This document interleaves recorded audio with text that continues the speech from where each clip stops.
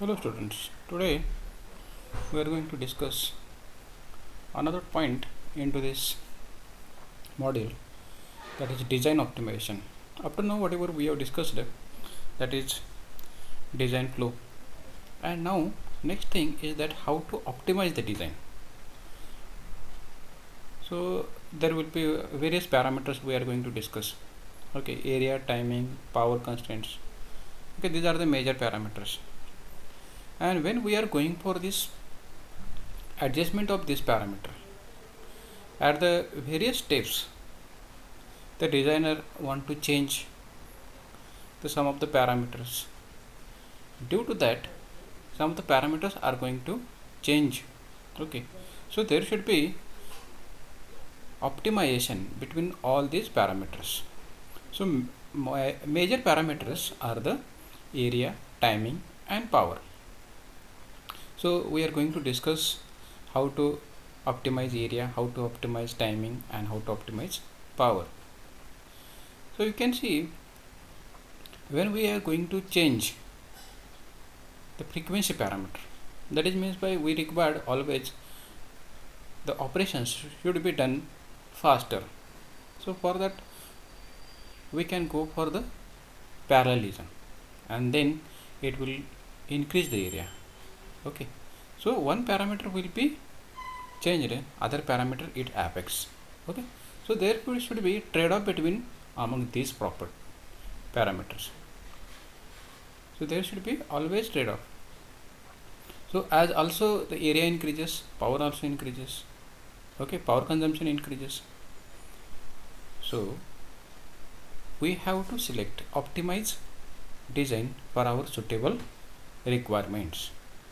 Okay, for given requirements what should be the optimized, we have to find out. So another significant is that, so at the architecture exploration and partitioning generally have the greatest impact onto the area, frequency and power parameters. Okay, how that, let us suppose if you select the architecture, that is parallel architecture, if you select, then automatically area will increase, but performance it will more or better performance you will get with the help of the parallel architecture. Or instead of, if we go select the sequential architecture, if we select the sequential architecture, then it will decrease the area and it will take more time to perform the operations. Okay, so architecture exploration and partitioning also plays a very important role onto the this optimization part. Okay, now we'll see one by one detail, that is area optimization, power optimization, timing optimization and power optimization. First we'll discuss about the area optimization. So area of a circuit is a significant parameter of a cost. Area affects the cost. If more silicon area, it will have more cost. Okay, means we require smaller silicon area so that it will decrease the cost, unit per unit cost it is going to be decreased. So see here, if the chip size is larger, then silicon wafer is larger and hence more fabrication cost, okay, implementation cost will be more. Okay, also if we select a rectangular shape IC or circular shape IC, if you say take circular shape IC, then there will be the wastage of silicon will be more. Okay, or silicon wafer will be in circular size, and if we take a rectangular, it will waste a minimum silicon that will be on the boundary or on the edge side. Okay, so select a regular structure, that is a rectangular structure ICs, so that it will waste silicon wafer area will be as small as possible. So that we have discussed earlier, that is diameter size of the wafer is nowadays it is increased and hence it will decrease the wastage of silicon area. So also we need to decrease the non-functional chips. Okay, so defective chips are there, there are some problems while manufacturing, so they will not work properly, and hence we have to select the defective chips, and that is nothing but the wastage of area, and also it will increase the cost. The cost of that defective chips will be bared by the non-defective chips. Okay. Also chip packaging. In case of chip packaging, so if larger IC is there, then more heat dissipation will be there, and for that we have to take care of the packing. Or a rectangular shape will be there, so instead of rectangular shape, square shape will be there, then the packing will be very easy. So as like that, there are various constraints will be there. So floor planning, so also we know that the floor planning will plays very important role, as depending upon the if we select the blocks, that smaller size blocks, or depending upon where we are going to placing the different blocks, so we should place the blocks near to that, or in floor planning we have discussed, that is the larger size blocks will be kept near, so that it will decrease the various lengths of the interconnections.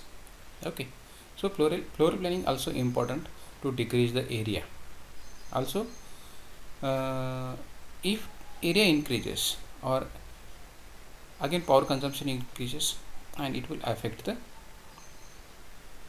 also power constraint will be there. Okay, so we have to decrease the area. So main aim of the floor planning is that we have to decrease the area. Okay, but also we have to think about the performance. Okay, then while functional planning or functional design, in the functional design we are going to implement given statement, given requirement, it should be implemented. So that will be implemented by various approaches. So we can select any one approach, select such an approach that it will have less area, that is automatically it will decrease the area. Now after that we are going for the synthesis stage, and in synthesis stage it is automatically refinement of higher level abstraction into the lower level abstraction, and it will be done by your synthesis tool. Now we have to guide synthesis tool such that it should affect minimum area. Okay, it should select such that it will having the component or the candidate, it will have minimum silicon area. Okay, we have to guide that synthesis tool that it will select such a design. Okay, and then last point, that is physical design stages. In the physical design stage, that is already we have done, that is floor planning, placement, routing, all designs we have verified, and at the stage at the physical planning we are there, if there is a possibility of fine tuning of all this, so that we can decrease the area. Okay, and once again if we verify it, and then it will be given for the physical production will be there. Okay, so in this way we can minimize the area. Okay, so then we'll discuss about the timing optimization. Next parameter into the design optimization is the timing optimization. So our main aim is that design meets the performance constant. So design has to meet the performance constraints, means it should have the highest operating speed as per requirement. Okay, performance in terms of the number of operations completed per unit time. Number of operations completed per unit time. The number of operations completed per unit time, it will be increased as per requirement of the design. Okay, so area that frequency or the time required to do single operation, it should be as less as possible. Okay, So we have to decrease the time delay. Okay, so we have to decrease the time delay, automatically performance will increase. And how to increase the performance? To increase the performance, we have to select a parallelism, means multiple operations we have to do parallelly. Okay, so for that purpose we required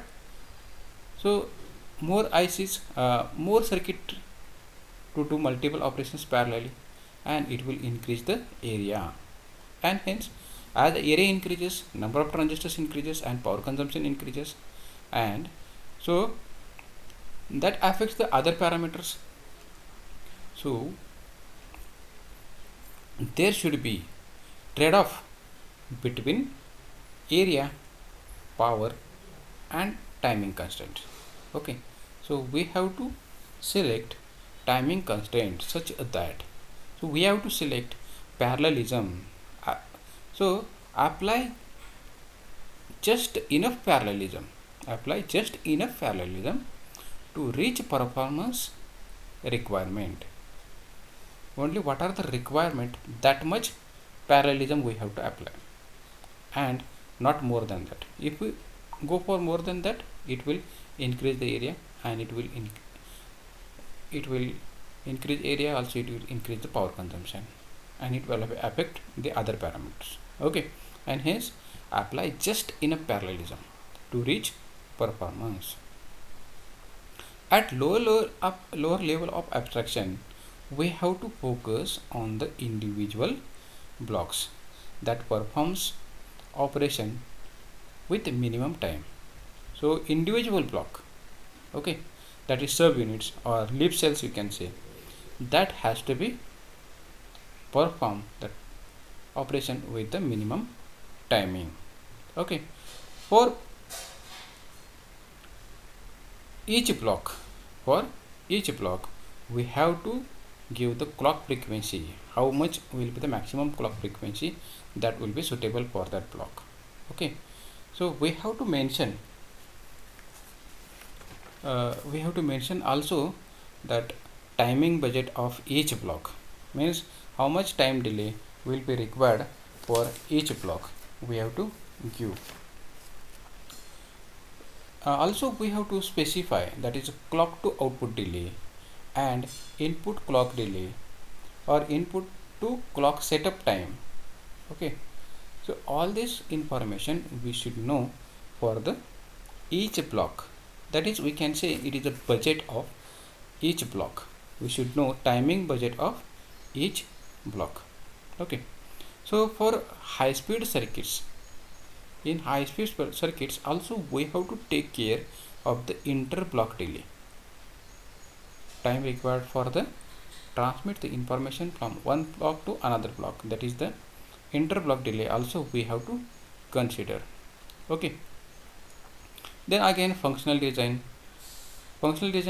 again we have, there will be various timing constraints will be there. There are various approaches,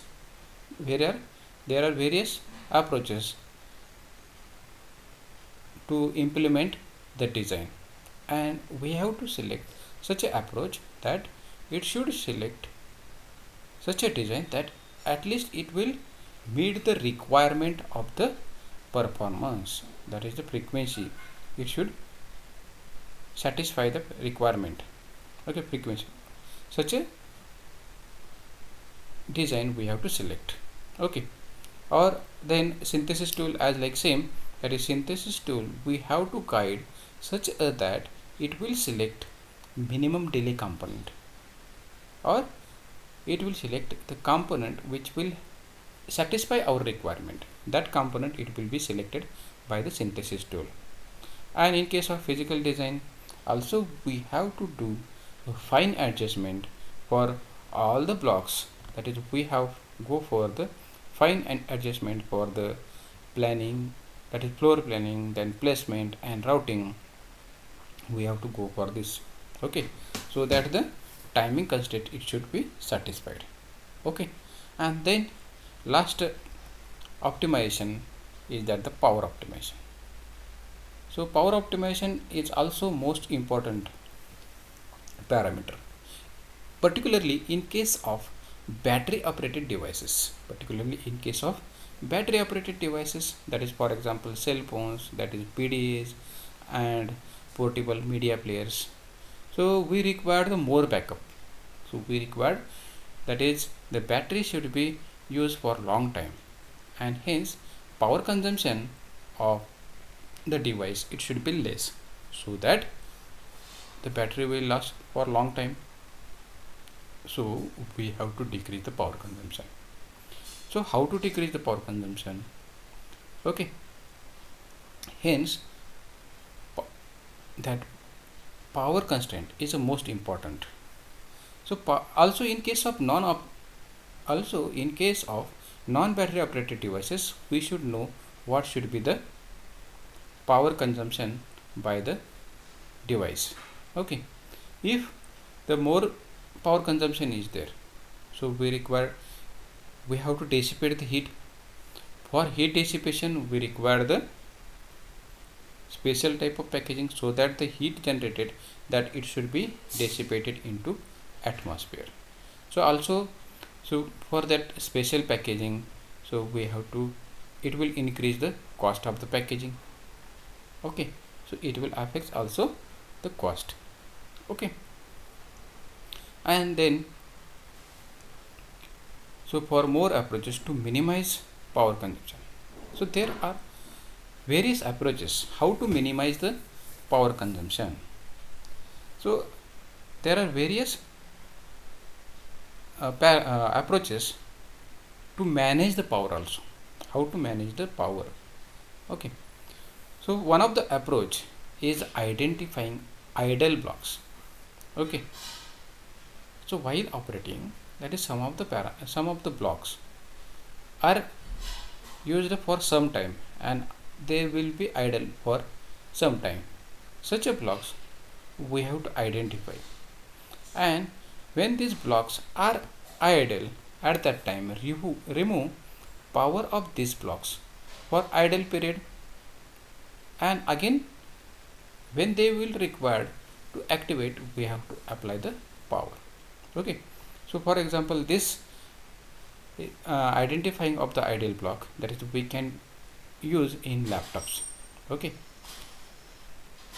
so for another example, that is in some instruments microcontroller will be active for some time. That is, in case of, what is the use of the microcontroller? That is, it will analyze the input signals and it will generate the control signals. After that it will be idle. Okay, so when the input signals are activated, after that it will give the control signals and it will be idle for rest of the time up to the next signals are coming.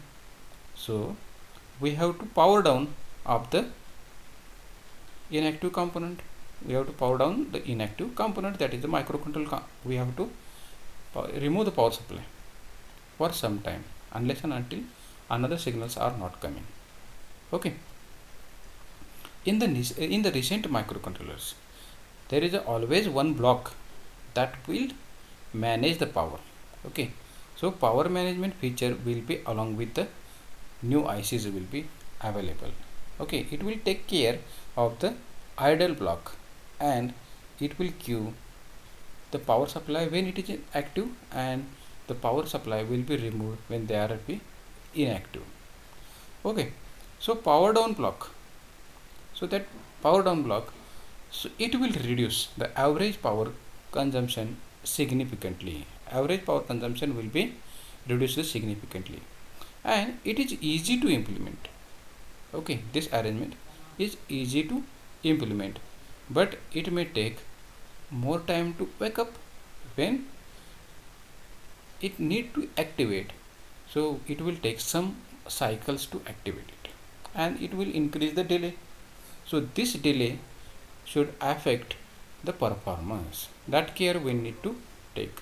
This care should be, we have to take, that is the delay should be minimum to while the wake up time.